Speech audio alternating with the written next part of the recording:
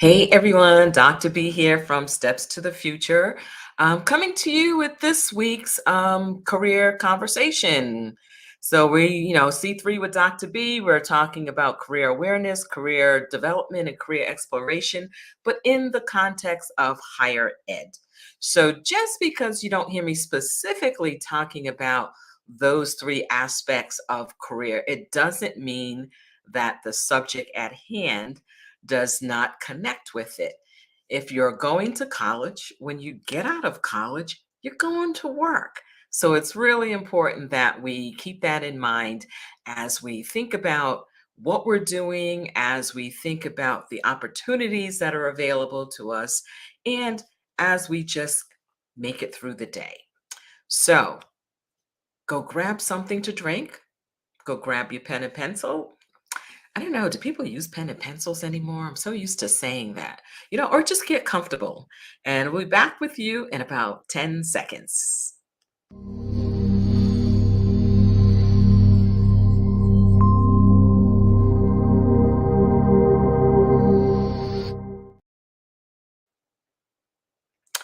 So here we go. I hope you can hear me because I just realized that I did not bring my headphones in here with me. I knew something was missing.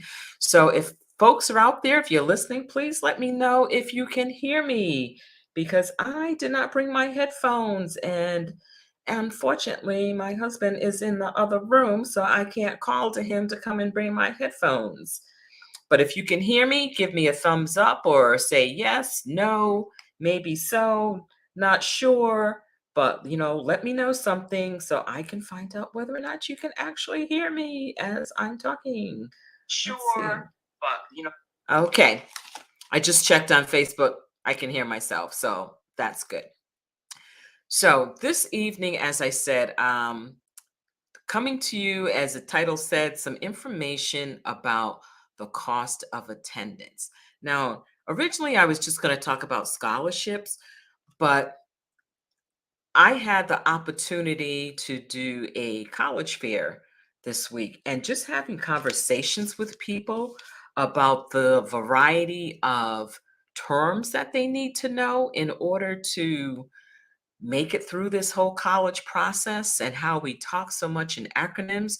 So, we're going to talk a little bit about the cost of attendance, which we typically just say COA. So, anytime you hear people talking about college and they're talking about COA, they're talking about cost of attendance. And we'll get into that a little bit. But before we get into that, always like to ask you, what are you grateful for today? So please make sure, just tell me, throw it in the comments section. What are you grateful for today? I am grateful for, again, beautiful weather. I had the opportunity earlier this morning to get out in the garden and do a little bit of stuff after my morning walk. So, in addition to me being grateful for the great weather and being able to work a little bit in the garden, that's also what I do for self care. So, again, what are you doing for self care? What are you grateful for today? Let me know in the comments. That also goes for you folks that are watching this on replay. Just because you didn't catch it live does not mean you can't converse about what you're grateful for and what you're doing for self care. So, I know you've heard me talk about this where I have my three intentions for 2023: grace, play, community. So this is how it showed up for me in the last week or since the last time we talked. Grace. The first picture, Grace is my cat. She is the diva of the household. And I am following in Grace's footsteps by finding those moments to just sit and rest. Find that spot of sunlight. Just sit, just chill out, just don't do anything. So that's what I'm doing, and that's why I have Grace up there today. I'm playing in the dirt. That's part of our garden. My husband planted most of it. Most of mine are on those black grow bags and a few of the cinder blocks. But again, playing in the dirt, trying to get some green things going here. We've got some kale in there. We've got some cabbages. We have cauliflower. We have okra. We have sweet potatoes. We have onions. and a few other things. Oh, broccolini, that's new for me this year. So we'll see how that works out. And then being in the community this year, this past Saturday, actually.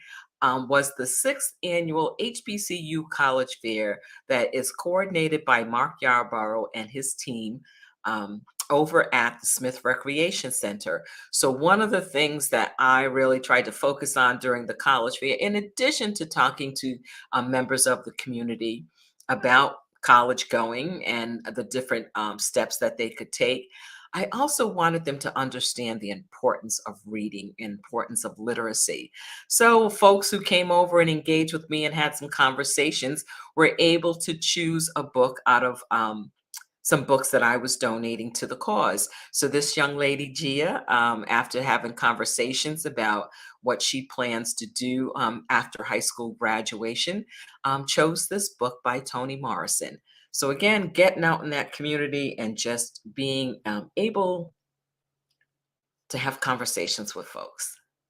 So, cost of attendance.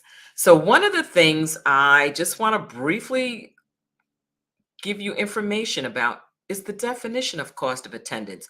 So when hearing people talk about college, families and students, and they'll say, well, such and such costs this much. And I said, well, is that the full cost of attendance? And people say, well, what do you mean is that the full cost of attendance? I said, well, you're going to pay more than tuition. There are also fees associated with going to college. There are housing costs if you're going to live on campus, or even if you're not going to live on campus. If you're going to live off campus, you still have to pay housing. It may be a different amount than it is if you're living on campus, but you're not living somewhere for free unless you're going back and forth home. Meals. If you're living on campus, you've got to eat. Books and supplies, travel, and it all depends if you're out of state or in state. Um, Loan fees, and this is something that Chapel Hill and a few other colleges will have under their cost of attendance, is they'll talk about loan fees. And then personal expenses, which are definitely estimated because what you spend is up to you. So what you see here is a chart that is showing, and let me just make this a little bigger here. There we go. This is a chart showing UNC Chapel Hill in-state cost of attendance and out-of-state cost of attendance. Now, people will say, oh my God, that's a big difference between out-of-state and in-state. So UNC Chapel Hill is the flagship public university in North Carolina. Because it is a public university, it does receive some funding from the state, not as much as they have in the past. And I really wish the state would rectify that because, um, our public universities and colleges are really important to us. So, if you're an in state student, that means if you're a resident of North Carolina, this are the estimated costs that you would pay. So the tuition is pretty set. The fees, people say, well, what are fees? Fees may be fees that go towards the upkeep of maybe the computer center, the student recreation center. It could be the use of the computer lab.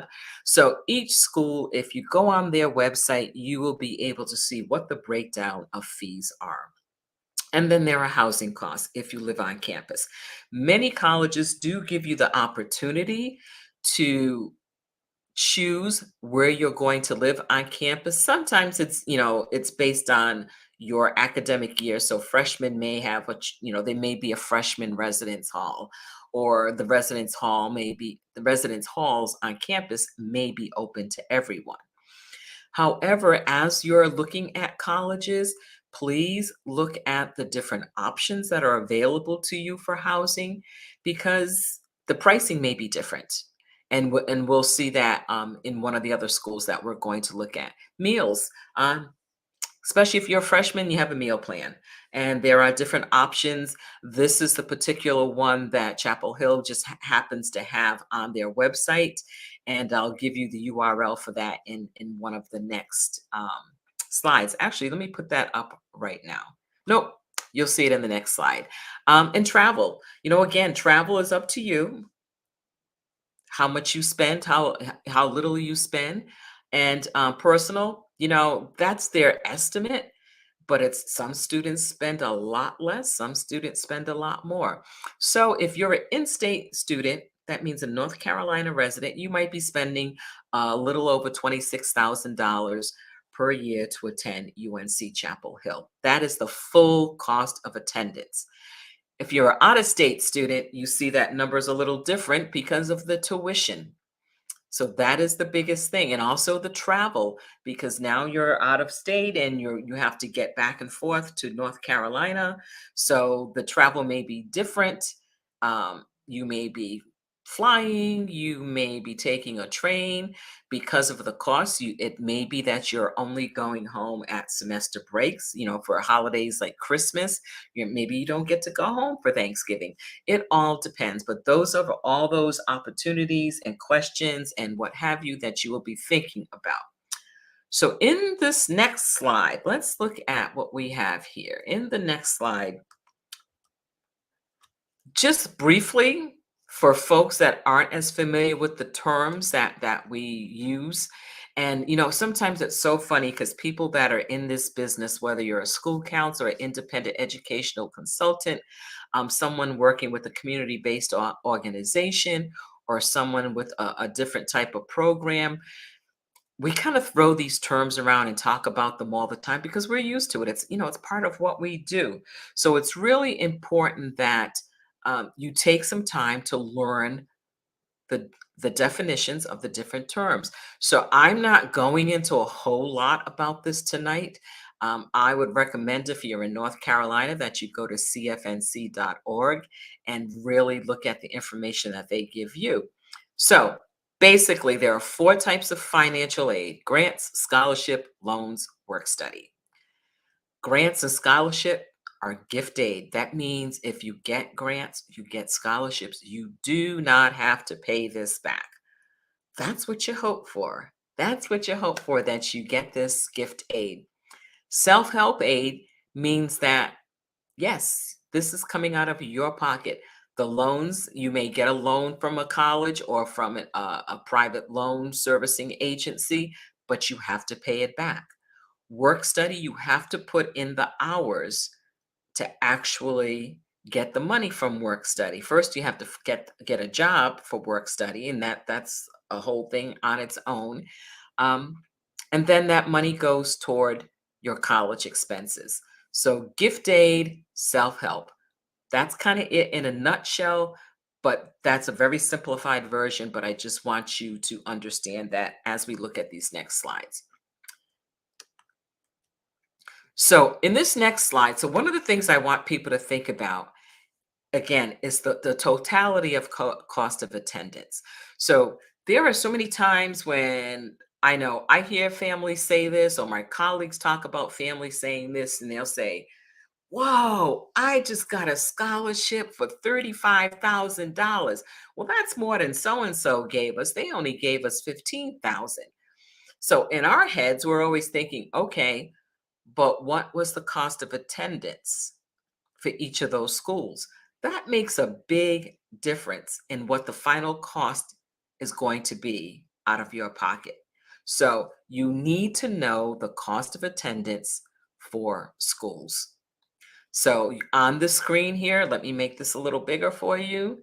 So on the screen here, you see information about UNC Chapel Hill. And I use the out of state numbers um, just as a comparison for Davidson. Davidson is a private college in Davidson, North Carolina. One really great college. Steph Curry graduated, yes, and they retired his jersey this year. Um, they are a private college. So whether you're in state or out of state, the costs are the same for you. Now you'll see on these charts where there may be some blank spaces under Davidson.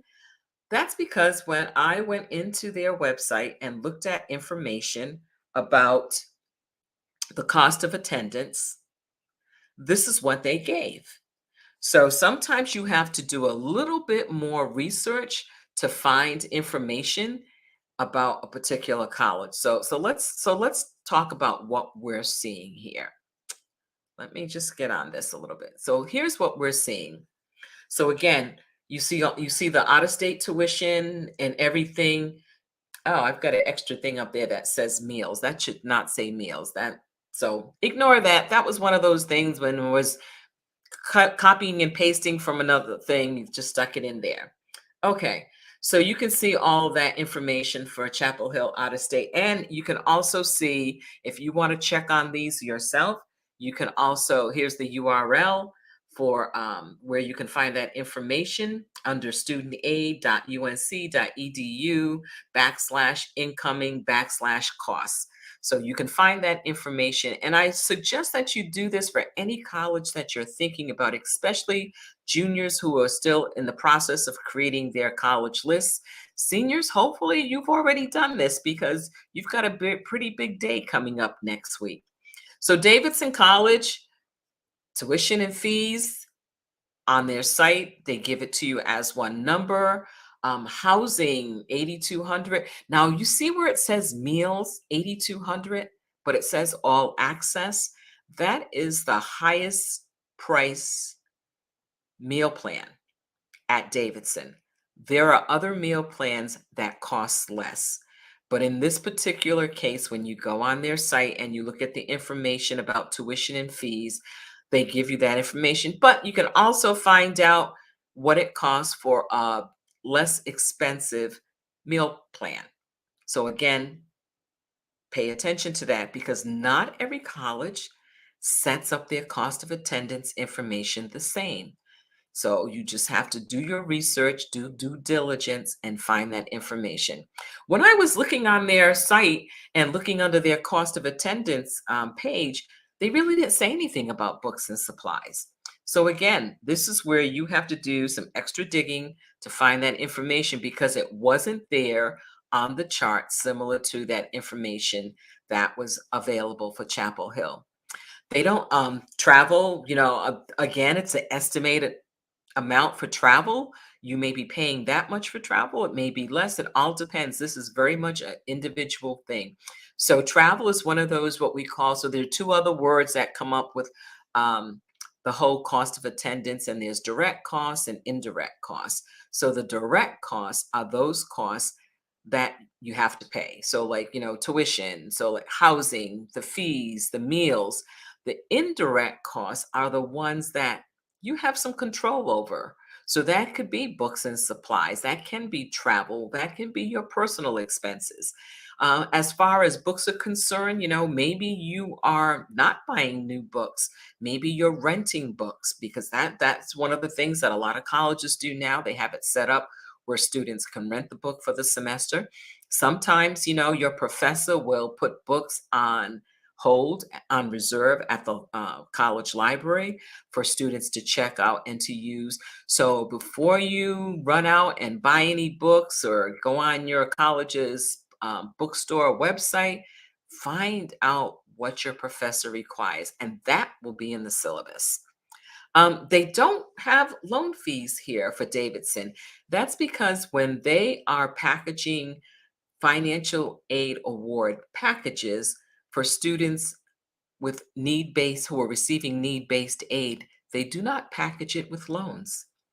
So Davidson does meet 100% of demonstrated need.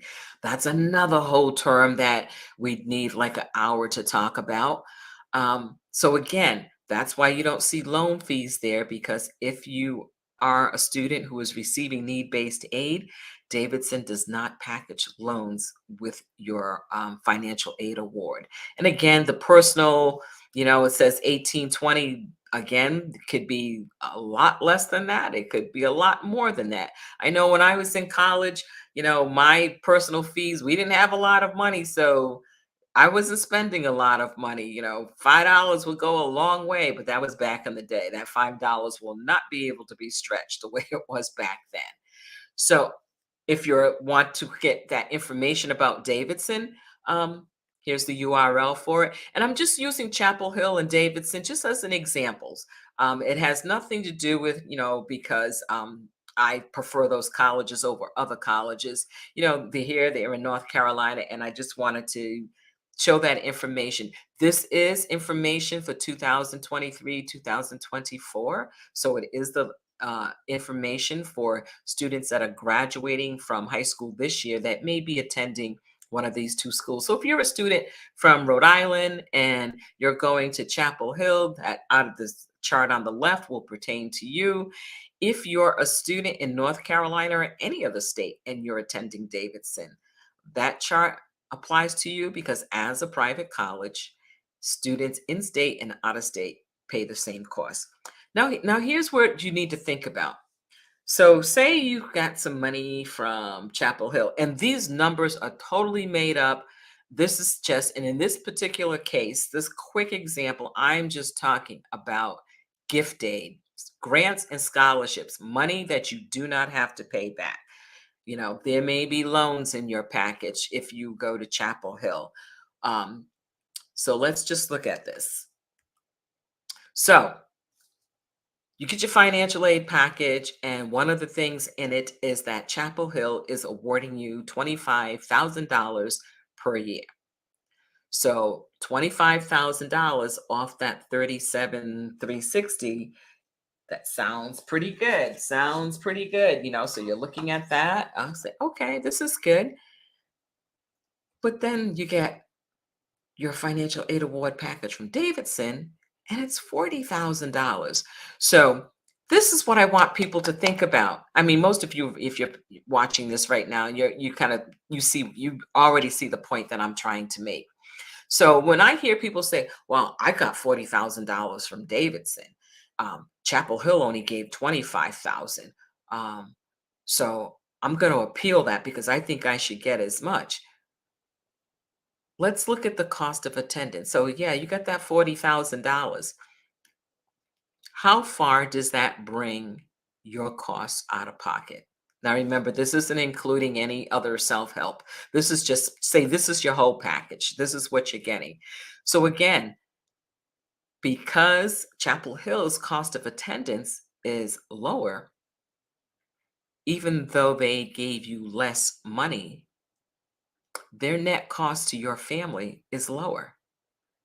So that's why I tell students it's so important to find out what the full cost of attendance is for the colleges that you are considering. It really makes a difference. And you won't know what a college is going to award you, if they award you anything at all, until you apply and you're accepted. And then they send you a financial aid award letter outlining um, scholarships, grants, if there are loans, and if you've been awarded any work study. So again, this is just one of those terms that I want people to know, uh, and to kind of like imprint it on your mind because you need to be paying attention to this kind of stuff. It's so important, so important. Now, I'm only going to do this one slide on this. I had a conversation with Zanaya Lewis, who is the CEO of discolored.org. That was a conversation we had about a month ago. So I just want you, as you're also doing your research, and I'm going to keep talking about this because this is such a major problem. And this pertains to students who receive need-based aid. Majority of students in the United States will qualify for some kind of need-based aid. As a young student, I qualified for need-based aid because I was a first-generation low-income student. My mother's salary was such that we qualified for the Pell Grant and for other grants and scholarships that my alma mater was giving. So one of the things I want to make sure that you think about is that you know the policy for outside scholarships.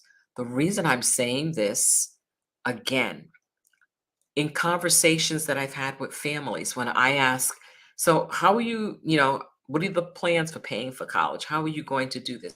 Oh, we're gonna apply for as many scholarships as possible. And a lot of times this is coming from families who will be filling out the FAFSA and will qualify for need-based aid in varying amounts.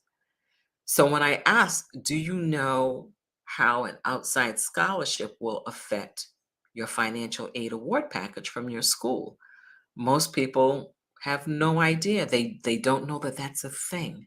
It is a thing. It's called scholarship award displacement. Again, this affects students who are receiving need-based aid. And if you really want more information about how these two schools in particular handle outside scholarships, the URLs are up there, but I'm also going to put it on the screen. So this is the URL. If you want to learn more about how Chapel Hill handles outside scholarships, this is the URL that you would go to, and it gives you information. It's really transparent on what happens if you receive an outside scholarship. As you're doing your tours, as you're doing your visits, whether they're virtual or in person, and if the person who's doing the admissions session asks you if you have any questions, ask them, how do you handle outside scholarships? Here is the URL for Davidson that you could go to, and you will find information there about how they handle outside scholarships. Again, this is really important because you need to know.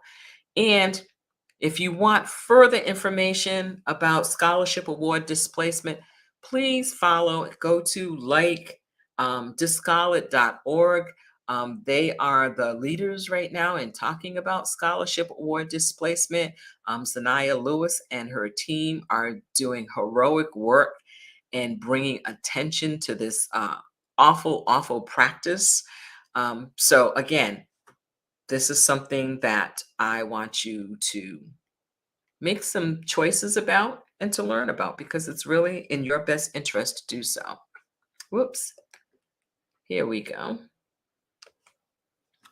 So sometimes people say to me, so how do I find out what school gives money, and how do I find out that information, and without just going through every single school and looking it up?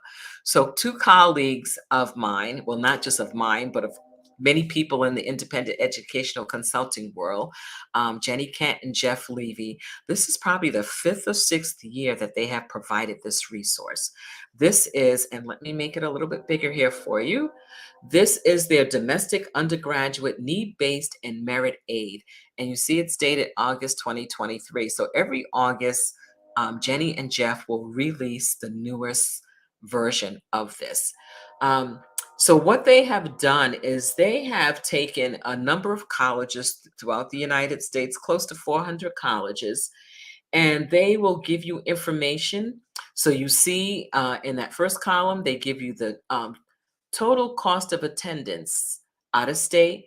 And then for some people, for other colleges, it's in-state. This is only a snippet of the sheet, so you can't see the whole thing. And then it also talks about the number of full-time undergraduate students that are at each of those schools. The next column is the average percent of need met. Okay, so if we're looking at Agnes Scott, that means that if a student applied for need-based aid, they will meet up to 85% of that need.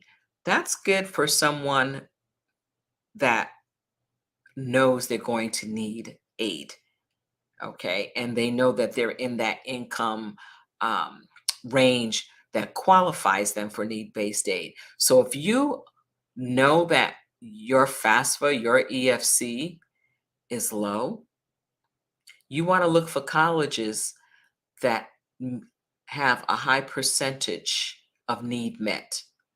Okay, it just happens these first few alphabetically do have that, except for Alma College. And sometimes if you don't see information here, it means that someone, that they would not give it out. That's what that means. Then we look at the average merit aid award to non-need undergraduates.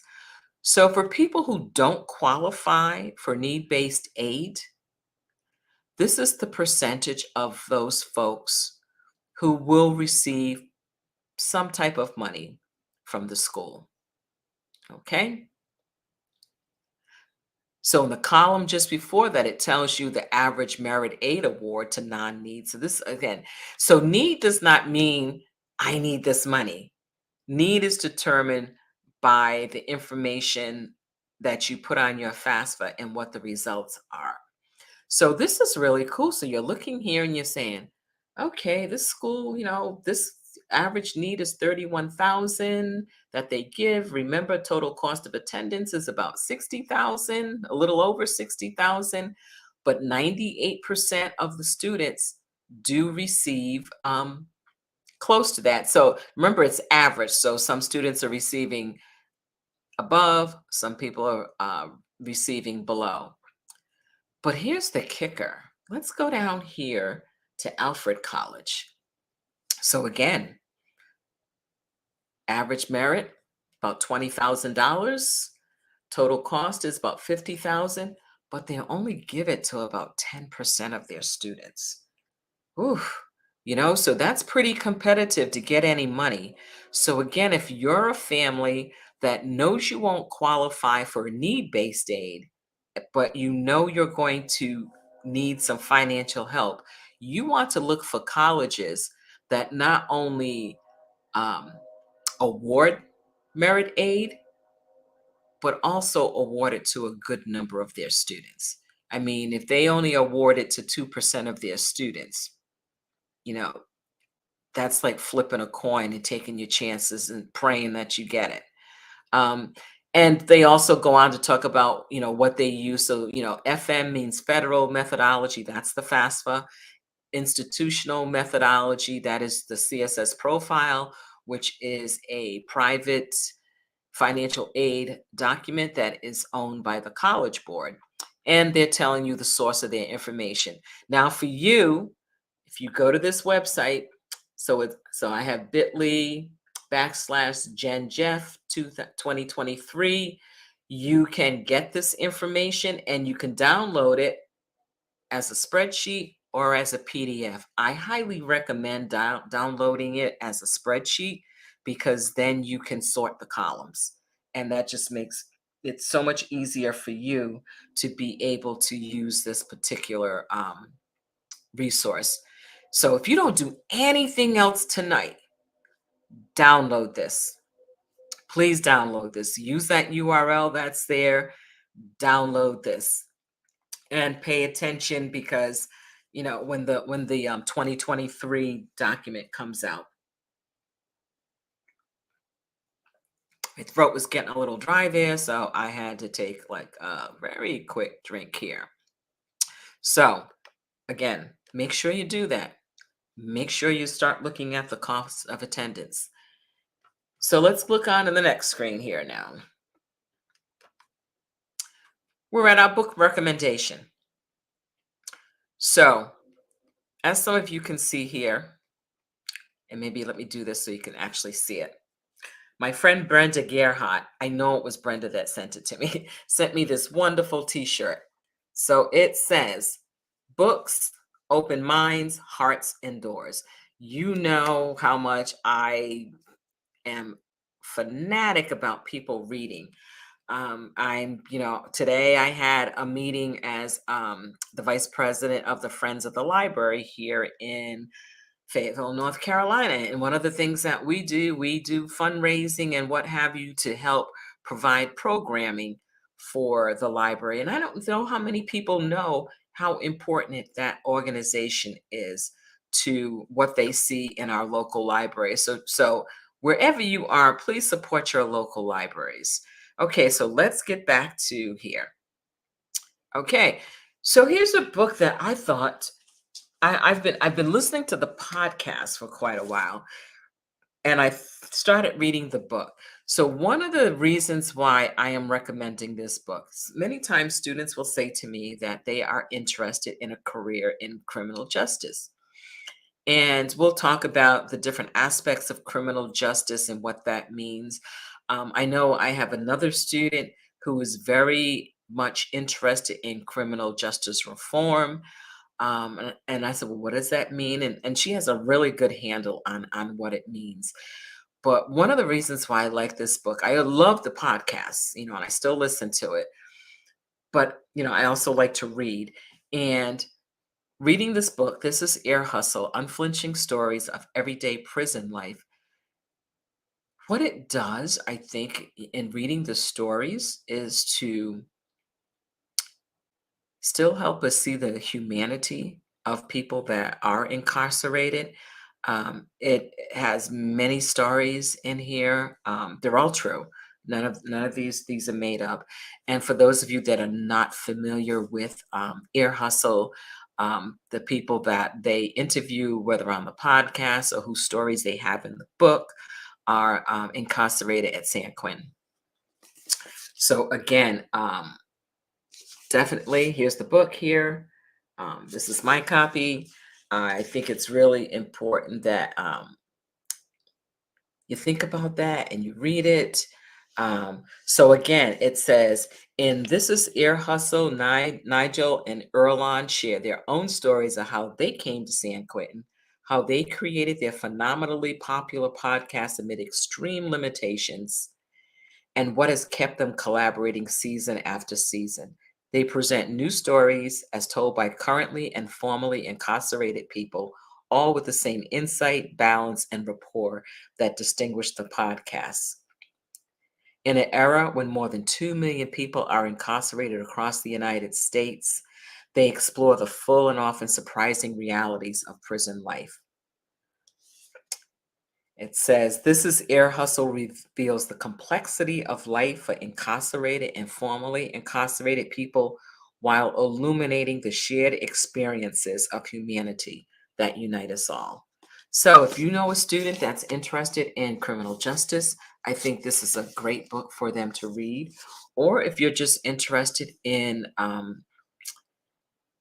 criminal justice reform, or you like reading information about real life experiences, here's one for you to read. So, we are almost done.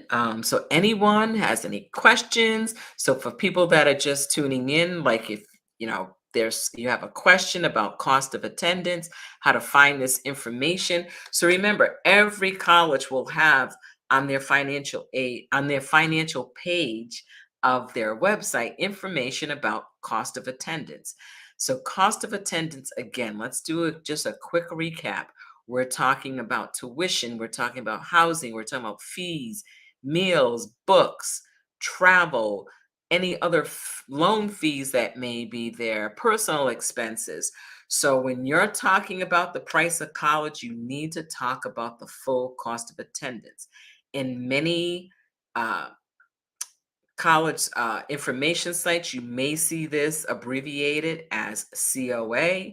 So you need to know what COA stands for. Remember, you always have the opportunity. If you don't have a question or comment now, you always have the opportunity to put in a comment or a question later, because I monitor the feeds on these, and I will definitely get back to you with information.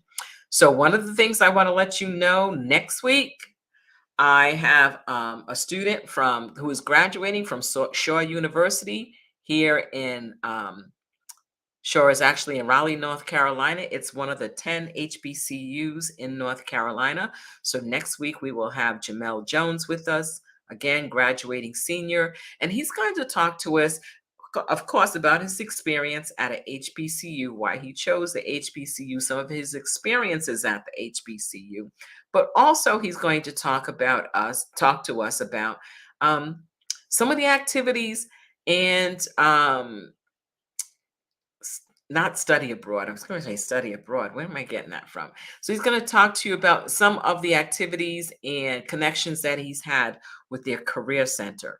I'm always, always, always encouraging students to visit their career center and not wait until your senior year. That's a place that you should be familiar with the first month that you step foot on campus. Um, Go and talk to those career services representatives, and about everything. Just get really familiar with what your career services offers you. And that's another place that you should be visiting while you take a tour. Typically, a lot of times they may just say, oh, and that's the career center over there. Well, ask questions about the career center. Like, what does it offer you? Does it offer you services as early as freshman year? Are there mandatory classes that are part of career services? Are there opportunities to get internships as early as freshman year, sophomore year? So have those conversations with people in the career services. So next Monday, which is May 1st, which again is a big day for college bound seniors this year. Um, Pay it. Please join me. May 1st, Jamel Jones from Shaw University. And next May 1st, for college bound seniors, is National Decision Day. That is the day that seniors have to make their decision on their choice of college. It's when they're supposed to be putting down their enrollment deposit. Hopefully, many people have made decisions already. But again, that's the official, unofficial. I don't know what it is now anymore because of um, some interference from the previous Department of Justice. But anyway, May 1st is a big deal for students who are planning on attending college in the fall of 2024. So again, this is Dr. B from Steps to the Future. I thank you all for joining in, whether you joined in live, whether you joined in on the replay. And I'd love to connect with you on LinkedIn. This is the QR code that will take you right to my LinkedIn page. And make sure you write me a personalized note. Let me know how do we know each other? How do you know me? Don't just send me a connection and I have no idea who you are because I may ignore it. It all depends. But again, this is Dr. B from Steps to the Future. I hope to see you all next week as we talk with a student. And again, please, if you get a chance, subscribe to my YouTube channel, bit.ly/steps CC, where you can access all of the videos that I have recorded over the past several years. And you can look at the different playlists. There's the Representation Matters playlist, there's the College Knowledge playlist, and I'm still working on the Small Steps playlist. But again, I hope you learned a little something. I hope some information here resonated with you. And again, like I said, start doing your homework. Take care, and I will see you folks next Monday. Be good and make sure that you're doing something for self-care for yourself. Take care.